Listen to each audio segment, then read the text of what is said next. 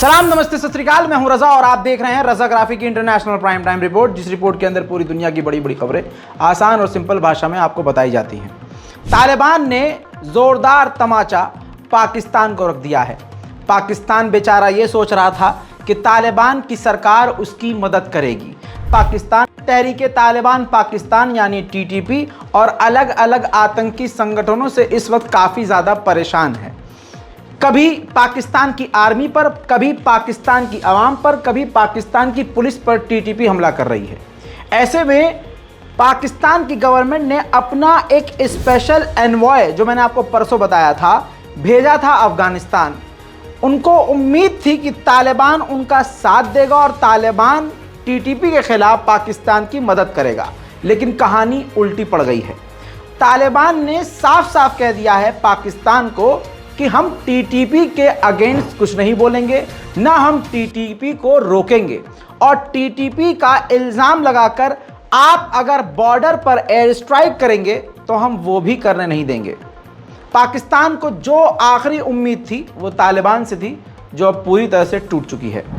उधर दोस्तों, ज़बीउल्लाह मुजाहिद तालिबान के प्रवक्ता ने साफ साफ यूरोपीय यूनियन को लताड़ दिया है। कहा है कि यूरोपीय यूनियन ने जिस प्रकार से हम पर पाबंदी लगाई है और उनको लग रहा है कि हम पर लगाई गई पाबंदियां हमें कमज़ोर कर सकती है, तो यूरोपीय यूनियन अपनी जगह सरासर गलत है। यूरोपीय यूनियन ने तालिबान पर कई तरह के प्रतिबंध लगाए हैं, क्योंकि तालिबान ने महिलाओं पर और अपने देश की लड़कियों पर और कई तरह की पाबंदियां लगा दी हैं, जिसकी वजह से इन बहानों का इस्तेमाल करके यूरोपीय यूनियन ने तालिबान पर पाबंदी लगाई है। दोस्तों, उधर पाकिस्तान के पूर्व प्रधानमंत्री की जो इमरान खान है, उनकी पूरी ज़िंदगी अब जो है झंड हो चुकी है।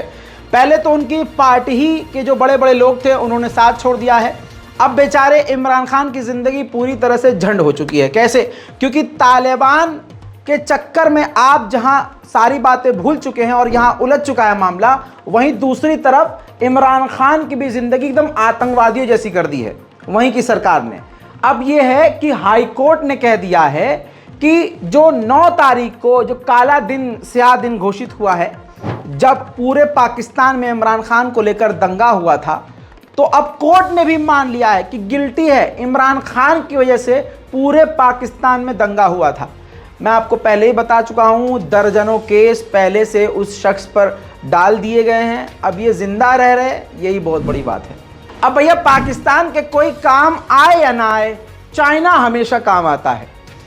IMF ने अभी कुछ दिन पहले धमकी दी थी कि आपने जिन जिन देशों से लोन लिया है, आप उसका टाइम बढ़वा लो, कि भाई अब ये लोन इस तारीख को नहीं, मैं आपको अगले महीने वापस लौटाऊंगा। इस पर चाइना ने सबसे पहले पाकिस्तान की मदद की और 2 बिलियन का जो लोन दिया था उसकी लिमिट, टाइम लिमिट बढ़ा दी है। खतरनाक आतंकी संगठन खालिस्तान का सरगना और लीडर पन्नू ने धमकी ऐसी दी है कि भारत सरकार हिलकर रह गई है। खबर यह है कि भारत के विदेश मंत्री माननीय जयशंकर और भारत के गृह मंत्री माननीय अमित शाह अमेरिका के दौरे पर जाने वाले हैं। ऐसे में पन्नू ने यह धमकी दी है और इनाम घोषित कर दिया है। $1,25,000 उस व्यक्ति को दिए जाएंगे जब ये दोनों मंत्री भारत के अमेरिका आएंगे। उनकी लोकेशन जो बताएगा, उनकी जगह, एग्जैक्ट लोकेशन जो उनकी डिटेल देगा, उसको $1,25,000 या 50, $1,50,000, $1.5 लाख तक इनाम दिया जाएगा।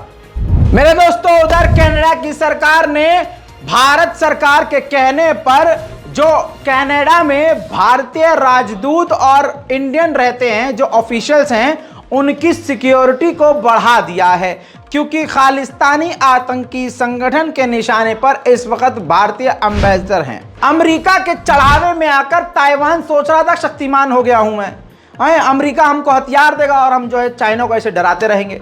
चाइना के खिलाफ जबरदस्त ड्रिल कर रहा था ताइवान। उधर जैसे ही चाइना ने देखा कि ताइवान कुछ ज़्यादा ही उछल रहा है, तो उसने अपने 26 से 27 एयरक्राफ्ट भेज दिए, युद्धपोत भेज दिए और परमाणु बॉम्बर भी भेज दिए। जितनी ताकत थी, भारी तादाद में उसने, यानी चीन ने अपनी ताकत ताइवान की तरफ झोंक दी। अब ताइवान की फिर से सिट्टी पिट्टी गुम हो गई है।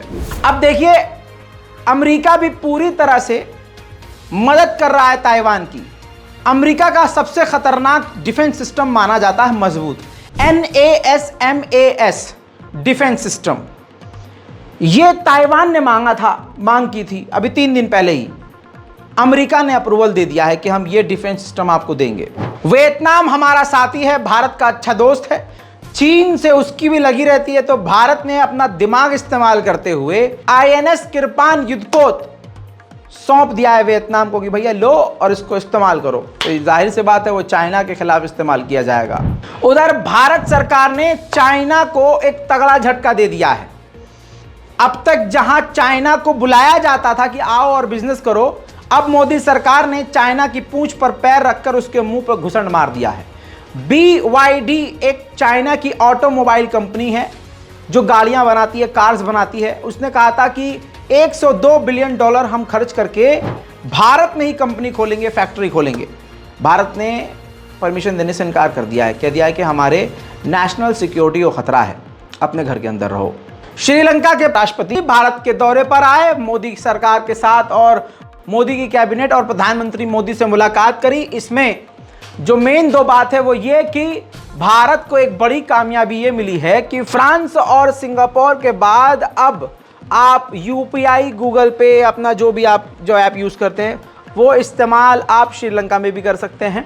दूसरा वादा मोदी जी ने ये किया है कि मुसीबत में श्रीलंका का हम साथ देंगे। हालांकि भारत हमेशा से श्रीलंका का साथ देता आया है। साउथ कोरिया ने नॉर्थ कोरिया को भी 3 दिन पहले धमकी दी थी, अमेरिका की पिन्नक में आके। अमेरिका ने अपना जो है परमाणु जो है पनडुब्बी भेजा था, तब याद होगा, मुझे उम्मीद है कि आपको याद रहेगा। इसके बाद पिन्नक में आकर साउथ कोरिया ने नॉर्थ कोरिया को धमकी दी थी कि भाई हम मिटा देंगे कोई भी गलती करी तो। इसके बाद नॉर्थ कोरिया ने कई एक के बाद एक साथ कई सारी क्रूज मिसाइलों का टेस्ट कर डाला है। कनाडा ने अपने ही देश के एक रिटायर्ड आर्मी को गिरफ्तार कर लिया है। वो रिटायर्ड था, चीन के लिए जासूसी कर रहा था और चीन के नाम से कनाडा के लोगों को डरा रहा था। फिलहाल कनाडा की पुलिस ने गिरफ्तार कर लिया है। ये चाइना लपरझंटस हमेशा कुछ न कुछ ऐसा काम करता है जिससे पूरी दुनिया की सांस रुक जाती है। एक बार फिर से 10,000 मीटर गहरा और चौड़ा होल कर रहा है जमीन के अंदर नेचुरल गैस ढूंढने के नाम पर।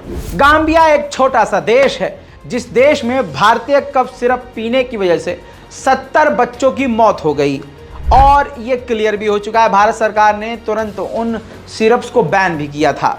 अब दोस्तों गाम्बिया शांत नहीं है क्योंकि वहाँ मोदी सरकार नहीं है। वहाँ मौत का मतलब मौत होता है, दुख होता है, वहाँ इग्नोर नहीं किया जाता। तो गाम्बिया की सरकार प्लानिंग कर रही है अंतर्राष्ट्रीय कोर्ट में भारत के खिलाफ एक्शन लेने के लिए।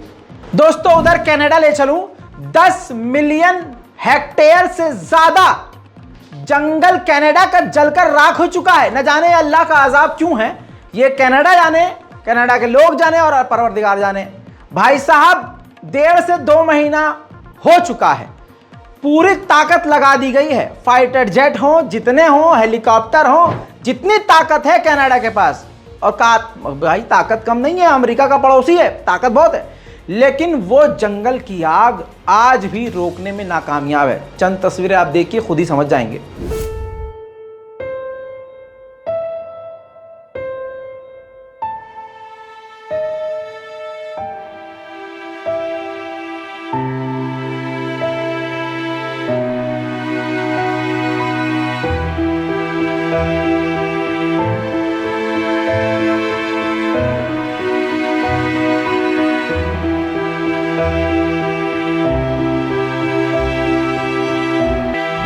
इतना ही नहीं, अजाब ग्रीस में भी आया है। ग्रीस में भी जंगल की आग ऐसी भड़की है कि सैकड़ों लोगों को अपना मकान छोड़ना पड़ा है और मकान छोड़कर जाना पड़ा है। तस्वीरें आप देखेंगे तो हैरत करेंगे।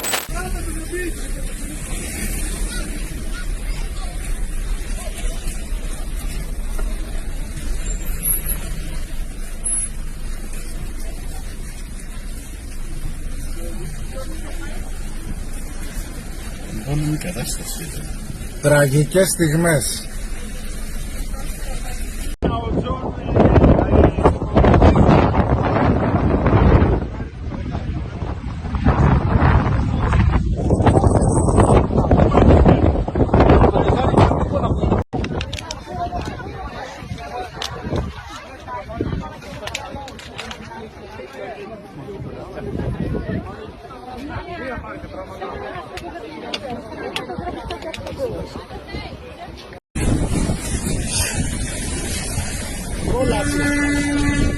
cola, sí.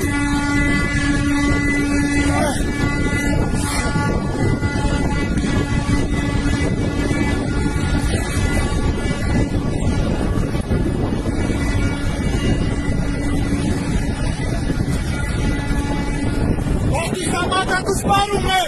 Samata! Come here!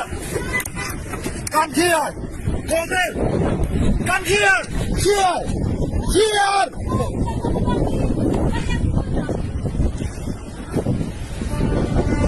Miyaki! Come here!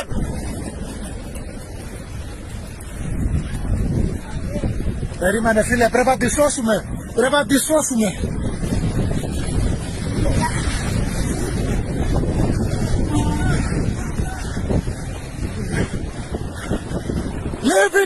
Live here! Live here! Here! Your life! Your life! ये थी दुनिया की तमाम वो खबरें जो काफ़ी बड़ी थीं और यही सिर्फ आपके लिए ज़रूरी थी। चैनल को सब्सक्राइब कर लीजिए, नाम आपको मेरा याद है, रज़ाग्राफ़ी को सब्सक्राइब कीजिए, नीचे कमेंट कीजिए, वीडियो को शेयर कीजिए। मैं हूं रज़ा और आप देख रहे थे रज़ाग्राफ़ी। जय हिंद।